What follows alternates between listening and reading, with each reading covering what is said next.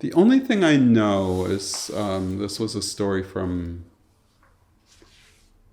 one of my older relatives by marriage, and she said, I think my mother wrote some poetry, but not at that level at all. I mean, she would try and decide it wasn't that great, and put it away. And I was talking to one of our relatives, and I said, well, my mother would write poetry, but she would never rewrite it. She would never revise it. It was just something on a page, and then she would give up on it.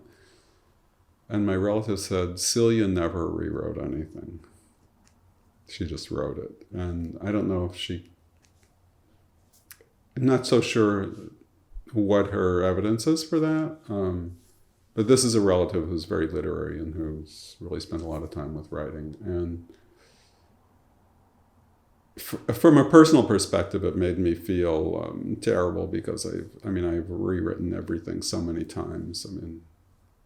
10, 20 times, constantly editing, and to think that somebody could just write and never have to edit. So I think that, that might speak to something, but then I'm not a poet, so I don't know, if you could say somebody sits down and writes a poem, it might take them weeks to sit down and do it. It's just a different process. I know that she didn't